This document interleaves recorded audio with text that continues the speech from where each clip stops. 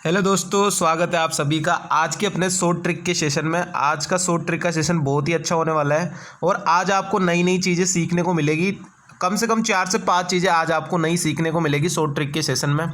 और पता है कि आपको मैं डेली शॉर्ट ट्रिक का सेशन लेके आता हूँ जिसमें कुछ ना कुछ नया दे के जाता हूँ आपको। ठीक है गाइस, तो अगर वीडियो पसंद आए तो चैनल को सब्सक्राइब कर देना और ज़्यादा से ज़्यादा अपने दोस्तों के साथ सेशन को शेयर कर दिया करो ताकि इसका बेनिफिट औरों को भी मिल सके। ठीक है गाइस, यहाँ पे मैं जो कंटेंट करा रहा हूँ ना वो आपको डायरेक्ट एग्जाम में देखने को मिल ही जाएगा। ठीक है, एक भी क्वेश्चन ऐसा फालतू नहीं कराता मैं कि जो आपको देखने को नहीं मिले एग्जाम में। सारा कंटेंट वही कराता हूँ जो आपको डायरेक्ट एग्जाम में देखने को मिलेगा। ठीक है गाइस, चलते हैं आज के अपने पहले क्वेश्चन पे। पहले क्वेश्चन एक प्यारा सा है, वो आपको कुछ अलग सी चीज़ सिखा के जाएगा। क्वेश्चन को ध्यान से समझना, सीपीयू के क्वेश्चन है, शुरू के 2 क्वेश्चन। ठीक है, क्या बोल रहा है अभी का है 23 नवंबर 2020 का शिफ्ट 2 का। क्या बोला है क्वेश्चन में, किसी धनराशि पर 17% ब्याज की दर से 2 साल में प्राप्त चक्रवृद्धि ब्याज और साधारण ब्याज के बीच का अंतर जो है वो 433.50 रुपये। ठीक है, ये चीज़ समझ में आ गई। अब यहाँ पे आपको क्या नया सीखने को मिलेगा वो चीज़ समझना। अगर मैं सीआई निकालता हूँ, एसआई और सीआई दोनों, तो एसआई कितना हो जाएगा 2 साल का, 17 गुणा में 2 34% हो जाएगा। अगर मैं सीआई निकालता हूँ 2 साल का 17% के हिसाब से तो कितना हो जाएगा 17 + 17 + 17 गुणा में 17 डिवाइड बाई 100, यही आ जाएगा। अब आपको यहाँ पे नया सीखने को क्या मिलेगा, आपको इतना नहीं करना है। आपको सिर्फ क्या करना है, आपको पता है कि एसआई 34 मिल रहा है तो सीआई में भी 34 तो आएगा ही आएगा। तो ये अपना शुरू में 34 मिल गया। ठीक है, जो डिफरेंस आएगा एसआई और सीआई का सिर्फ ये इतना सा आएगा। सिर्फ ये इतना सा जो है वो डिफरेंस है जिसकी वैल्यू अपने को क्वेश्चन में दी हुई है। तो इसको अपन किस तरीके से डिनोट कर सकते हैं, ये x मान लो आप, कि 17 को मान लो x, जो ब्याज आई जो रेट थी उसको मान लो x। ठीक है, तो जो डिफरेंस आएगा वो ओनली x² / 100 का डिफरेंस आएगा 2 साल के लिए। उसी की वैल्यू अपने को डायरेक्ट क्वेश्चन में दी होगी और अपने को डायरेक्ट प्रिंसिपल, अपने को राशि निकालनी है, प्रिंसिपल निकालना है तो 100 की वैल्यू अपन डायरेक्ट निकाल लेंगे। यही तो अपने को करना है। तो अब अपन इतनी चीज़ें नहीं लिखेंगे। यही आज का खूबसूरत सा एक नगमा था आपके लिए जो मैंने आपको सिखा दिया है कि अपन डायरेक्ट जो है वो डायरेक्ट x² / 100 करेंगे यहाँ पर, क्योंकि एसआई और सीआई 34 तो मिलना ही मिलना है अपने को। x² / 100 करो सीधा और x² / 100 करेंगे तो कितना आ जाएगा, 17 का स्क्वायर क्या होता है 289, और 289 डिवाइड बाई 100 करूँगा तो कितना आ जाएगा 2.89। और इस 2.89 की वैल्यू अपने को दी हुई है क्वेश्चन में, क्या दी हुई है 433.50। तो यहाँ से अपनी वैल्यू क्या आ जाएगी, एक की वैल्यू आ जाएगी 150, तो डायरेक्ट 100 की वैल्यू कितनी आ जाएगी, प्रिंसिपल की वैल्यू यह आ जाएगी 15,000। अब बताओ आपको ट्रिक कैसी लगी ये वाली ट्रिक। मैं आपके लिए नई नई ट्रिकें खोजता रहता हूँ, बनाता रहता हूँ खुद से भी। ठीक है, खोजता तो क्या रहता हूँ, ये ट्रिकें जो है वो खुद से बनानी पड़ती है, कोई नहीं बताता ऐसी ट्रिकें। ठीक है, तो ये डायरेक्ट आज की अपनी ट्रिक थी कि 2 साल का अगर पूछेगा तो डायरेक्ट रेट का जो स्क्वायर करके डिवाइड बाई 100 और उसकी जो वैल्यू आएगी वही अपने को क्वेश्चन में दी हुई होगी कि दोनों के बीच का डिफरेंस है वो इतना दिया हुआ है और अपने को 100 की वैल्यू निकालनी थी। तो ये एक खूबसूरत सा नगमा था। अब अगर आपको एग्जाम में बैठना है, अब आप डायरेक्ट करोगे, कैसे करोगे, डायरेक्ट आप डायरेक्ट लिखोगे चीज़ों को। ठीक है, कि 17 है, मन का मन में सोचा 17 है, डायरेक्ट लिखा 2.89 और 2.89 की वैल्यू अपने को दी है 433.50। ये लिखा 433.50, 100 की वैल्यू कितनी आ जाएगी, 100 की वैल्यू आ गई भाई साहब 15,000।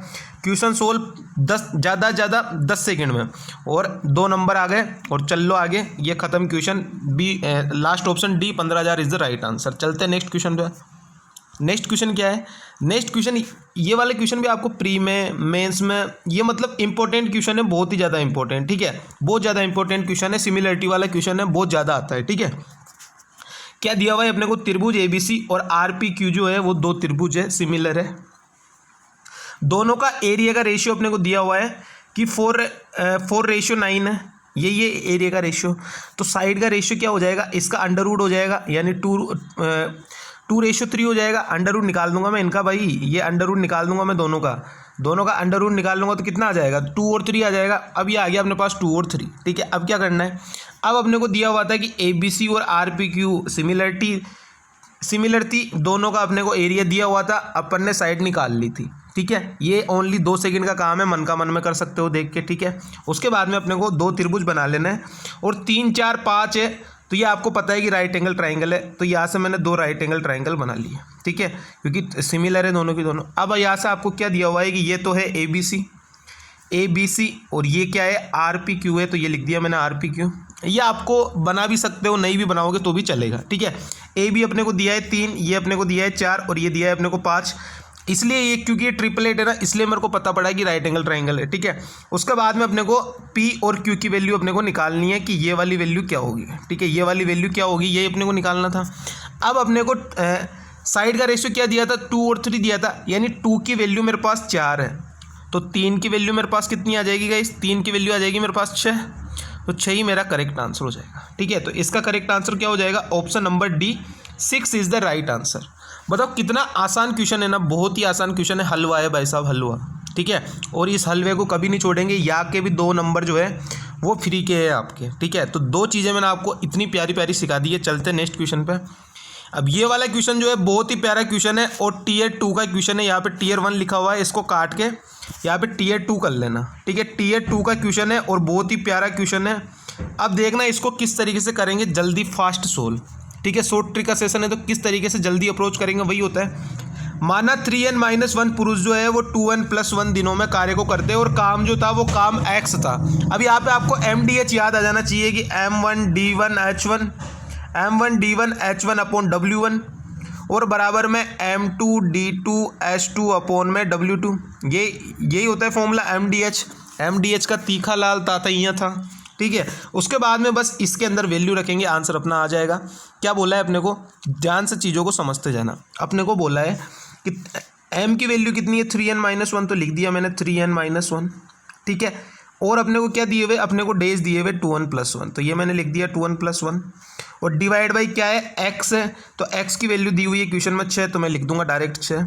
बराबर में क्या दिया हुआ है, बराबर में दिया हुआ है 3n+1, तो ये मैंने लिख दिया 3n+1 और इसके साथ अपने को क्या दिया हुआ है, इसके साथ अपने को दिया है डे दिए हुए 4n-3 और डिवाइड बाई 11, क्योंकि y की वैल्यू 11 है। ये देखो 6 और 11 अपने को वैल्यू दी हुई थी, तो ये मैंने लिख दिया 6 और 11, ठीक है।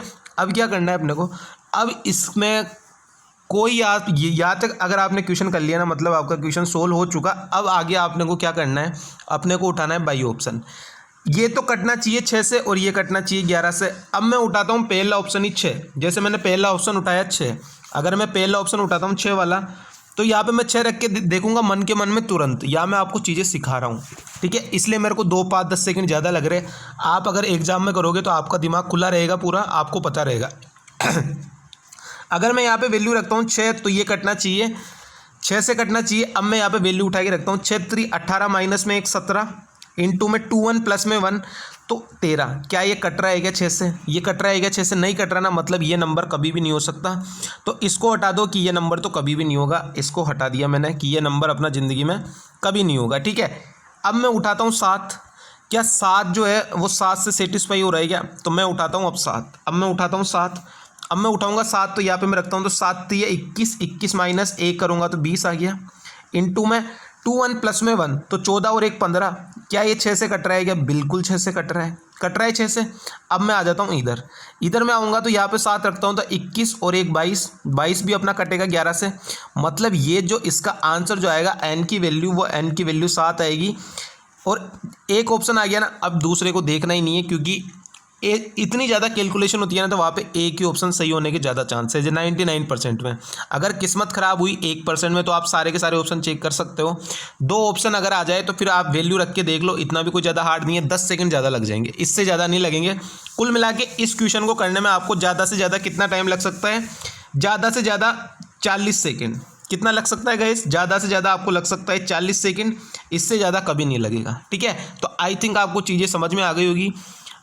अब चलते अपन नेक्स्ट क्वेश्चन पे, इसका आंसर क्या हो जाएगा 7। अब इस वाले क्वेश्चन को देख लेते हैं क्या बोल रहा है क्वेश्चन में। नंबर सिस्टम का क्वेश्चन है और बहुत बार पूछा जाता है। क्या दिया हुआ है अपने को, दिया हुआ है 5 की पावर 70 प्लस 7 की पावर 70 और डिवाइड बाई 74।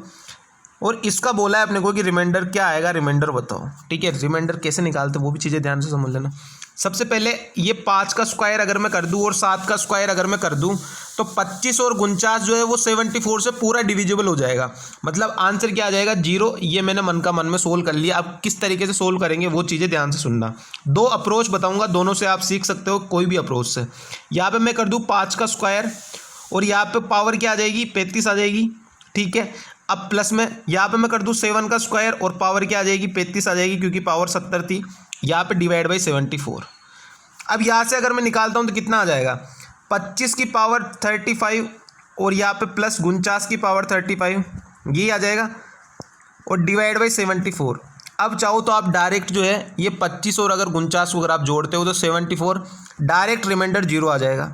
अगर आप इसमें भी कंफ्यूज हो तो आप क्या कर सकते हो, इस 25 की पावर 35 को मैं किस तरीके से लिख सकता हूँ, 74 से कितना कम है, ये 49 कम है, तो माइनस 49 की पावर 35 प्लस 49 की पावर 35 और डिवाइड बाई 74। तो ये पूरा का पूरा कट जाना है यहाँ से माइनस का प्लस वाला, तो भी आंसर अपना क्या जाना है 0।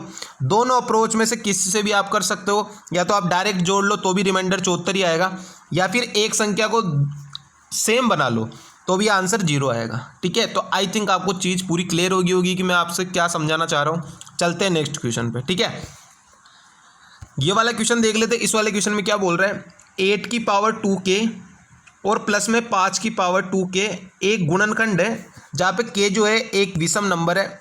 k को मान लेता हूँ मैं 1 मान लो 3 मान लो कुछ भी मान लो, आंसर सेम आना है। तो मैं मान लेता हूँ कि k की वैल्यू 1 है। ठीक है, k की वैल्यू 1 रख के देख लेता हूँ क्या आंसर आ रहा है। k की वैल्यू 1 रख कर देता हूँ तो 8 की पावर 2 यानी 64 हो गया, 1 की गुणा करोगे तो सेम रहेगा, प्लस 5 की पावर 2 25 हो गया। ठीक है, तो इससे आंसर मेरा आ रहा है कि 5 और 4 9 और 6 और 2 8, बिल्कुल आंसर आ रहा है 89। तो इसका करेक्ट आंसर क्या हो जाएगा 89, और 89 इसका बिल्कुल सही आंसर है। ठीक है, चलते नेक्स्ट क्वेश्चन पे। नेक्स्ट क्वेश्चन में क्या बोल रहा है, अब नेक्स्ट क्वेश्चन को समझने से पहले आप ध्यान समझ लेना, 5 से विभाजित कर रहा है और 6 से विभाजित कर रहा है। 5 का रूल क्या होता है वो मैं एक बार आपको कंफर्म समझा देता हूँ। ठीक है, कि 5 से कोई भी संख्या डिविजिबल होती है तो रिमाइंडर किस तरीके से बचता है उस चीज़ को आप समझ लेना। 5 का एक सीधा सा फंडा है गाइस। क्या फंडा है, जैसे मैं आपको कोई भी संख्या लिख लूँ, कोई भी संख्या जैसे 1 3 3 6 मैंने लिख दिया। ठीक है, अब मैं बोलूँ कि 5 से डिवाइड करता हूँ तो रिमाइंडर कितना बचेगा। 5 से डिवाइड करने के लिए क्या है, लास्ट के नंबर को आप, लास्ट का नंबर डिविजिबल कब होगा, जब या तो संख्या 5 हो या फिर 0 हो। आपको क्या करना है, ये 5 से कितनी ज़्यादा है, 1 ज़्यादा है, मतलब रिमाइंडर कितना बचेगा 1 बचेगा। अब जैसे मैं यहाँ पे आपको एक संख्या लिख दूँ 1331 डिवाइड बाई 5, तो आप डायरेक्ट मेरे को बता सकते हो कि रिमाइंडर कितना बचेगा, 1 ही बचेगा। 0 से कितना ज़्यादा है, 1 ज़्यादा है, मतलब रिमाइंडर कितना बचेगा 1 ही बचेगा। तो आई थिंक आपको चीज़ें समझ में आ गई होगी। अब मैं चलता हूँ क्वेश्चन में कि क्वेश्चन में क्या बोल रहा है। क्वेश्चन लगी आपको डरावना रहा है, बाकी क्वेश्चन में कोई दम नहीं है। अभी क्वेश्चन को तोड़ देते हैं। ठीक है, क्या दिया है अपने को कि 3 की पावर 61284 है, इसको भाग कर रहा है ये 5 से, तो रिमाइंडर क्या आएगा। अब मैं क्या करता हूँ, यूनिट डिजिट निकाल लेता हूँ। अगर यूनिट डिजिट निकाल लिया मैंने तो मेरा काम हो जाएगा आसान। यूनिट डिजिट कैसे निकालेंगे, पावर कितनी है लास्ट में 84 को भाग देंगे 4 से, पूरी बार भाग चल जाएगा, मतलब पावर 4 आएगी। तो 3 की पावर 4 डिवाइड बाई 5 कितना आ जाएगा 81 डिवाइड बाई 5, और 81 डिवाइड बाई 5 का मतलब क्या आ गया कि रिमाइंडर अपने पास बचेगा कितना, रिमाइंडर अपने पास बचेगा 1। तो अपने पास आ गई वैल्यू x की, कितनी वैल्यू आ गई, x की वैल्यू आ गई 1, आ गई 1 x की वैल्यू। अब क्या करना है, अब चलना है वहीं पे। अब अगर मैं आपको एक चीज़ और सिखा दूँ, x की वैल्यू तो अपन ने निकालनी, y के लिए क्या करेंगे, 4 की पावर कुछ भी हो, 4 की पावर कोई भी नेचुरल नंबर हो, उसको अगर 6 से भाग देते हैं तो रिमाइंडर अपने पास 4 ही आता है। इस चीज़ को हमेशा ध्यान रखना कि 4 की पावर कोई भी नेचुरल नंबर हो, उसको अगर 6 से भाग देंगे तो हमेशा जो है वो रिमाइंडर 4 ही आएगा। तो यहाँ पे 4 की पावर छिन्न में हो, कुछ भी हो, भाग देंगे तो रिमाइंडर हमेशा 4 ही आएगा। तो ये आ गई y की वैल्यू, x की वैल्यू आ गई 1, y की वैल्यू आ गई 4। उठा के रख दो, 2x माइनस वाई कितना आ जाएगा, 2 गुणा में 1 2, 2 माइनस में 4, आंसर अपना कितना आ जाएगा, ये आ जाएगा माइनस का 2 और माइनस का 2, इसका बिल्कुल करेक्ट आंसर हो जाएगा। कौन सा ऑप्शन है, option number C, -2 is the right answer. I think आपको एक एक चीज़ अच्छे से क्लियर हो गई होगी, एक एक चीज़ को मैं बिल्कुल बारीकी से तोड़ दिया। ठीक है, या आज के अपने क्वेश्चन थे, बताना मेरे को शॉर्ट ट्रिक का सेशन आपको कैसा लगता है, कमेंट कर दिया करो। ठीक है, अब जो भी आज से कमेंट करेगा ना उसका नाम मैं कल यहाँ पे दिखाऊंगा कि कौन कौन कमेंट करता है। ठीक है, अपन कल से 2 से 3 लिस्ट दिखाएंगे, उसके अंदर अपन कमेंट करने वालों के नाम दिखाएंगे कि कौन कौन कमेंट करता है, और उन सबका नाम मैं यहाँ पे लूँगा। ठीक है गाइस, तो चलते हैं। Thank you so much, tata bye bye.